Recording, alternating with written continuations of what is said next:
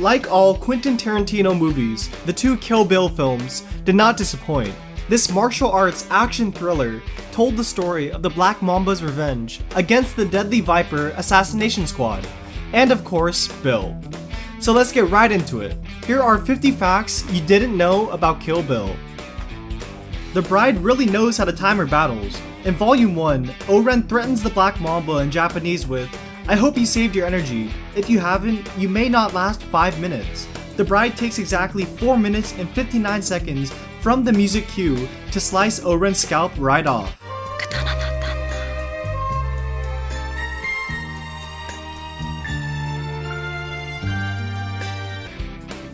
The MPAA were left unhappy with the fight scene in the House of Blue Leaves and requested that Tarantino cut it altogether due to the extreme amount of blood. He instead switched the second half to being black and white and was granted their approval. However, the Japanese version of this scene remains in color. As the bride enters the House of Blue Leaves for the battle, we get a shot taken from below the glass floor. If you look quickly, you'll notice at the bottom of her shoe reads, "Fuck you," proving that everything about the girl is badass. Tarantino made a last-minute call to have the bride spare the final man standing in the House of Blue Leaves. He recognized innocence in the actor and knew Thurman's character wouldn't off a kid with a mug like that. This is what you get for fucking around, Yakuza!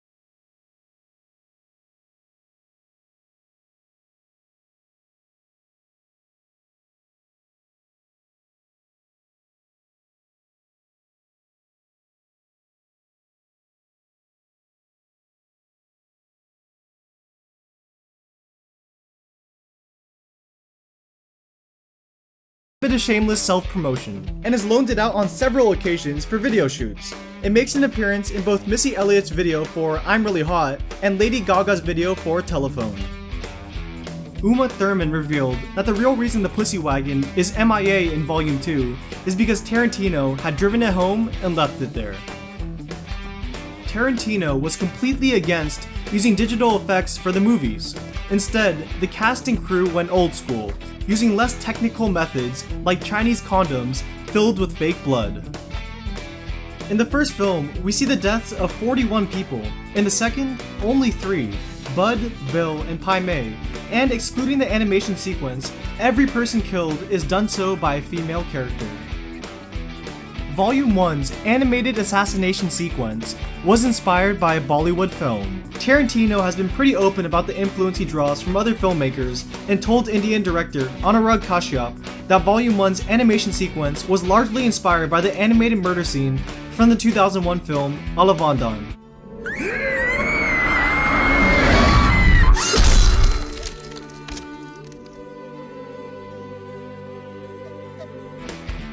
Many bills were considered before going with David Carradine. Kevin Costner was considered for the part, but he was busy with Open Range. Jack Nicholson, Kurt Russell, Mickey Rourke, and Burt Reynolds were also on the table as well. And Tarantino was ready to sign Warren Beatty, but he had second thoughts about the actor when, according to Michael Madsen, Beatty expressed that he didn't get what the story was about. According to makeup effects artist Christopher Allen Nelson, over 450 gallons of fake blood were used over the course of both movies.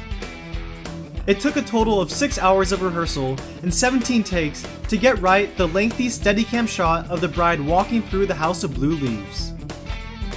Speaking of the House of Blue Leaves, the 5, 6, 7, 8's performance there was first thought of by Quentin himself after hearing the band play in a shop in Japan.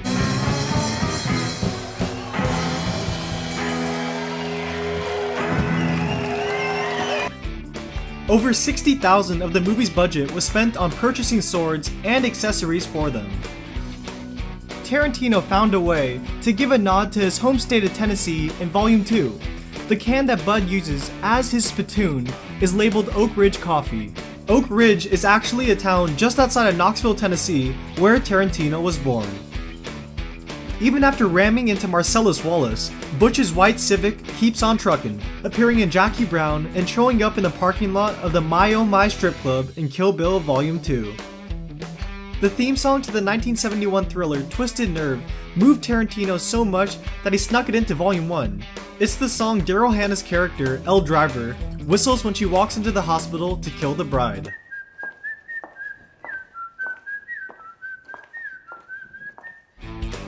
Tarantino's original script called for a much more graceful fight between Elle and the bride, similar to her battle with O-Ren Ishii. He decided to make it much more chaotic after watching Jackass for the first time. So Michael J. White's character of Black Dynamite isn't actually in the movie, but White did film a lengthy battle sequence with Carradine that ended up on the cutting room floor because of pacing.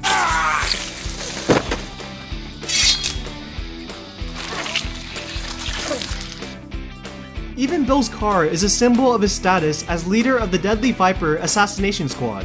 While the assassins have snake nicknames, Bill is known as the Snake Charmer and drives the Italian sports car De Tommaso Mangusta, which can be seen behind him when he goes to visit Bud at his trailer. Mangusta is Italian for mongoose, a mammal known for its speed in killing venomous snakes.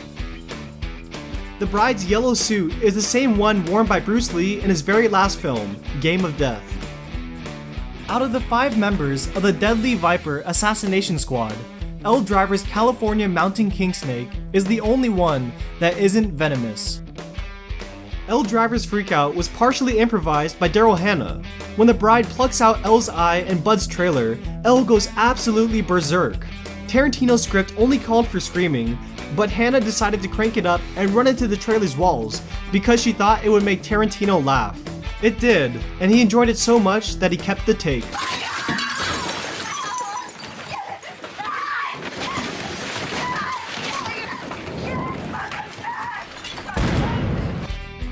Samuel L. Jackson makes a sneaky cameo. He briefly appears as Rufus, the wedding piano player. There was originally an entire storyline written about Gogo's twin sister Yuki, a crazier character who didn't make it into the film. Tarantino instead considered creating an entire movie about her, but later decided it would cost too much. Bill offers up a nod to the Wu-Tang Clan in Volume 2. After injecting the bride with the truth serum, Bill interrogates her and refers to her as a natural-born killer and renegade killer bee. Both of these are, of course, references to projects from the Wu-Tang Clan and RZA, who wrote original music for both films. The character Pai Mei is based on Bok Mei, an actual kung fu master. Bok Mei is known for developing the white eyebrow kung fu technique and is known in Chinese folklore as a rather villainous character.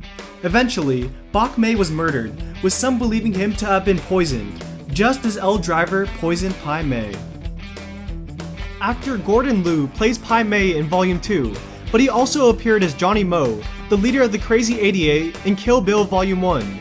Liu was cast in the Kill Bill saga because he previously appeared in a kung fu movie called The 36th Chamber of Shaolin that heavily influenced Tarantino while writing Kill Bill. Tarantino was originally supposed to play the part of Pai Mei, but ended up deciding to focus on directing. The brothel scene where the bride visits with Esteban Vejeo was the last scene of Volume 2 to be filmed. Filming took place at an actual brothel in Mexico, and the prostitutes lingering in the background weren't extras, but actual hookers who worked at the brothel. Although the story throughout both films skips around in time frame, it was actually shot in sequence. Fellow director and Tarantino's best friend, Robert Rodriguez, wrote the score for Kill Bill Volume 2 for free, and began writing the music before any of the movie was shot. Rodriguez's band, Chingon, also performs the song Malagueña Salarosa over the closing credits.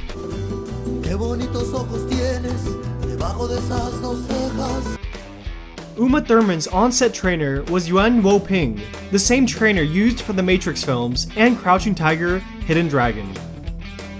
The The bride's 5-point palm exploding heart technique also appears in the Shaw Brothers films Executioners from Shaolin and Clan of the White Lotus. Tarantino admitted the bride would have been an entirely different character if the script hadn't taken so long to finish. Spending time with Thurman and her daughter inspired a more family-centric storyline. Bang bang! The story was originally written as one long script. However, Tarantino jumped at an offer to split the story in two, which allowed him to give the characters more complex backstories. Had there only been one film, Tarantino admits he would have cut the Esteban Vallejo scene from the second installment. He explained, while it's one of the most mesmerizing scenes, it isn't really necessary to the story. The part of Esteban was originally supposed to be played by Ricardo Montalban. When Montalban couldn't make the first table reading of the script, Tarantino had Michael Parks stand in, and he liked his take so much that he gave him the role. The poster on the wall of Bud's trailer is for a movie called Mr. Majestic, starring Charles Bronson and written by Elmore Leonard. Most of Tarantino's movies contain numerous references to Bronson, while Tarantino adapted Leonard's novel Rum Punch into his 1997 film Jackie Brown. Is she dead? I pretty much. What you mean pretty much, Lewis? That ain't no fucking answer. Yes or no? Is she dead? The acronym for Deadly Viper Assassination Squad spells out divas. The original nickname for Vernita Green was Cobra, but was later changed to Copperhead. Daryl Hannah was told to watch a Swedish film entitled They Call Her One Eye in preparation for playing her role, a one-eyed villainous killer. Tarantino loved Lucy Liu and Shanghai Noon so much that he cast her as O-Ren Ishii. To better accommodate the actress, he rewrote the character as Japanese Chinese American. It took 8 weeks to film the bloody 20-minute fight finale between the bride, O-Ren, and the 88 Yakuza.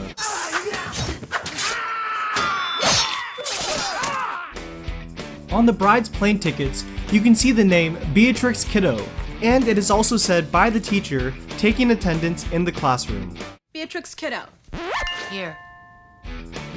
The two films were the first in Tarantino's career where violence was actually portrayed on screen in full detail, as opposed to being left to the imagination. Tarantino has said in an interview that he would need at least a decade to pass before ever doing a third film, which means it's looking more and more likely that it's going to be happening soon. He also said that if there is one, Uma will be in it, but she won't be the main star. He shared that one of the most likely storylines would include Vernita's daughter, Nikki, out for revenge against the bride for killing her mother. Hey guys, thank you so much for watching the video. Please leave a like, subscribe, and I'll see you next time.